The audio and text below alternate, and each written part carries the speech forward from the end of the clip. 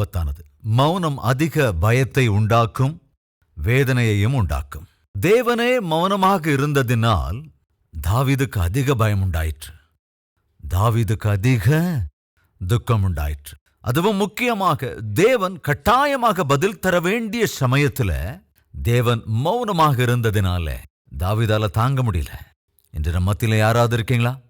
நான் ஜெபித்துக் கொண்டுதான் இருக்கிறேன், ஏனோ தேவன் பேசுவதே இல்லை. கண்ணீர் சிந்துகிறேன், கண்ணீரோடு கூட வேண்டுதல் செய்கிறேன், ஏனோ தேவன் பதில் தருவதில்லை.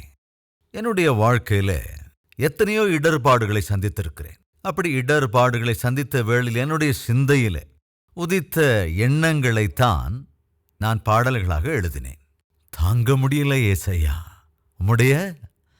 உம்முடைய மௌனம், சகிக்க கூடாததையா இந்த பாரம், யோகிக்கவே முடியாதையா இந்த தூரம், மன்னிங்க ஏசப்பா என்னுடைய பாவம்.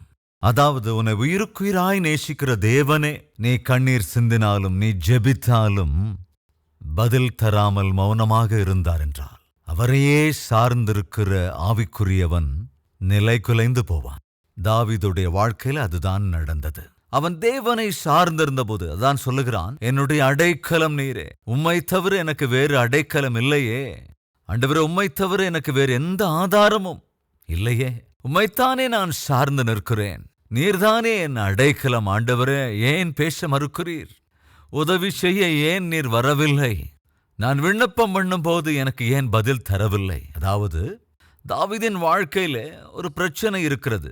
அந்த பிரச்சனைக்கு தீர்வுதான் கிடைக்கவில்லை. தேவனிடத்திலிருந்து வரவேண்டிய பதிலோ வரவில்லை. இன்று யாராவது அப்படிப்பட்ட ஒரு சூழலுக்குள் இருக்கின்றீர்களா? எனக்கு பிரச்சனை இருக்கிறது, அந்த பிரச்சனைக்கான தீர்வு தேவனிடத்தில்தான் இருக்கிறது. அந்த பிரச்சனைக்கு தீர்வு தேவனே. தேவனைத்தான் நான் சார்ந்திருக்கிறேன், அந்த தேவனைத்தான் தேடி நாடுகிறேன். ஆனால் தேவனோ மௌனமாக இருக்கிறார். எப்பவுமே ஞாபகத்தில் வச்சுக்கணும், தேவன் உன்னுடைய வாழ்க்கையில நீ எவ்வளவு மன்றாடினாலும், என்னவெல்லாம் விண்ணப்பம் பண்ணினாலும், எவ்வளவு ஜெபித்தாலும் தேவன் மௌனமாயிருக்கிறார், அவர் பேசவில்லை என்ற உணர்வு உனக்கு ஏற்படும் என்றால் என்ன அர்த்தம் தெரியுமா? தேவன் உன்னை பரீட்சிக்கின்றார். நீ பரீட்சையின் காலத்துல இருக்கிறாய். கிளாஸ்ல இருக்கும்போது கிளாஸ் டீச்சர்கிட்ட நீ எந்த கேள்வி கேட்டாலும் அவர் பதில் தருவார். சார், இந்த கேள்விக்கான பதில் என்ன என்று கேட்டா கட்டாயமா டீச்சர் அதுக்கான பதில் தருவார். நீ எப்போ எந்த மாதிரி கேள்வி கேட்டாலும் அதற்கு பதில் தரத்தான் டீச்சர் விரும்புவார். ஆனால் ஒரு சந்தர்ப்பத்தில் மாத்திரம் நீ என்ன கேட்டாலும் எப்படி கேட்டாலும் அந்த டீச்சர் பேசவே மாட்டார். அது எப்பன்னு சொல்லுங்க? பரீட்சை ஹால்ல திங்கக்கிழமையிலிருந்து சனிக்கிழமை வரைக்கும் நீ என்ன கேள்வி கேட்டாலும் பதில் தருகிற டீச்சர் பரீட்சை நடக்கும்போது அவர் உன் பக்கத்துல தான் போவாரு அல்லது வந்து நிப்பாரு. டீச்சர், இந்த 3வது கேள்விக்கான பதில் என்ன கேளுங்க. அந்த டீச்சர் அப்படி பாப்பாரு. என்ன அப்படி பாக்குறீங்க? நான் பாஸ் ஆகிறது உங்களுக்கு இஷ்டம் இல்லையா? நான் நல்ல மார்க் வாங்குறதுல உங்களுக்கு விருப்பம் இல்லையா? ப்ளீஸ் டீச்சர், இந்த ஒரே ஒரு கேள்விக்கு எனக்கு பதில் சொல்லுங்க டீச்சர், ப்ளீஸ் டீச்சர் அப்படின்னு அவரு கூட உன்னை ப்ளீஸிங்கா பாப்பாரு.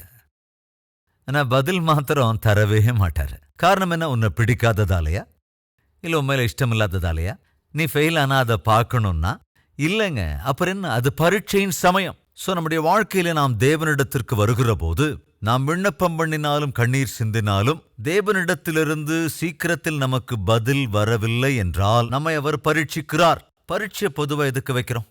ப்ரமோட் பண்றதுக்கா? இருக்கிற நிலையிலிருந்து ஒரு உன்னத நிலைக்கு கொண்டு போறதுக்கா? அல்லது இருக்கிற நிலையிலிருந்து நம்மளை கீழே இறக்கிறதுக்கா? யோசிச்சு பாருங்க. பரீட்சை எதுக்குங்க? நீ இன்று இருக்கிற நிலையிலிருந்து ஒரு உன்னத நிலைக்கு உயர்த்துவதற்கே பரீட்சை வைக்கப்படுகிறது. ஒருவேளை தேவன் உன்னை பரீட்சிக்கிறார் என்றால் இன்று நீ இருக்கிற உன் நிலைமையிலிருந்து மேலான அடுத்த நிலைக்கு உன்னை கொண்டு போவதற்கே தேவன் பரீட்சிக்கின்றார்.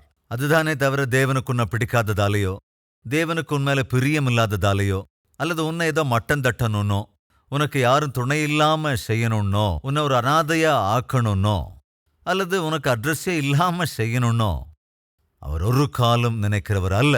அவருக்கு உன் மீதும் என் மீதும் இருக்கிற எண்ணங்கள் வானம் எவ்வளவு உயரமானதோ அந்த அளவுக்கு உயரமான நோக்கத்தை அவர் வைத்திருக்கிறார். அற்புதமான யோசனைகளை அவர் கொண்டிருக்கிறார். உனக்காகவும் எனக்காகவும் அவருக்கு இருக்கிற எண்ணங்கள் சமாதானத்துக்குரியவைகள், ஆசீர்வாதத்துக்குரிய எண்ணங்கள், தீமை விளைவிக்கக்கூடிய எண்ணங்கள் அல்லவே அல்ல.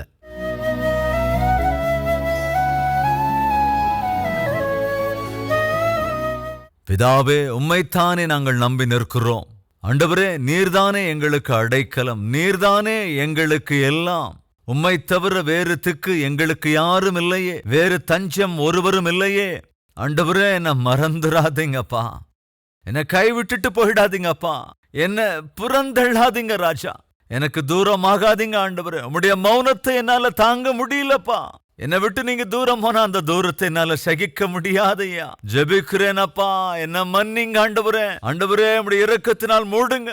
கஷ்டமான சமயங்கள்ல, கண்ணீர் சிந்துகிற வேளையில மௌனமாக இருக்காதீங்க ஆண்டவரே. நாளுக்கு நாள் பிரச்சனைகள் பெருகிக் கொண்டே போகிறது. இப்படிப்பட்ட கேடான நாட்களிலே நீர் எனக்கு தூரமாவீர் என்றால் ஆண்டவரே, என்னால் ஒரு அடி கூட முன்னேற முடியாது ராஜா. என்னுடைய குடும்பத்தை போஷிப்பது கூட முடியாதல்லவோ, உத்தியோகத்திலே தொடர்வது முடியாத காரியம் அல்லவா. எதற்காகவெல்லாம் நான் பயப்படுகிறேனோ அந்த பயத்தை அகற்றுங்க ஆண்டவரே. எந்த விஷயங்களில் நான் வேதனைப்படுகிறேனோ அந்த வேதனையிலிருந்து விடுதலை அருளிச் செய்யுங்க ராஜா.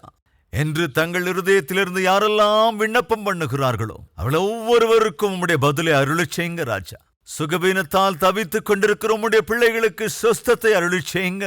குடும்ப பிரச்சனைகளால் நிலை குலைந்து போயிருக்கிறவர்களை ஆண்டவரே கண்ணோக்கி பார்த்து விடுதலை அருளிச் செய்ய வேண்டும் என்று உமக்கே துதி கன மகிமை ஏறெடுத்து இயேசு கிறிஸ்துவின் நாமத்தில் வேண்டிக் கொள்ளுகிறோம் பிதாவே. ஆமென்.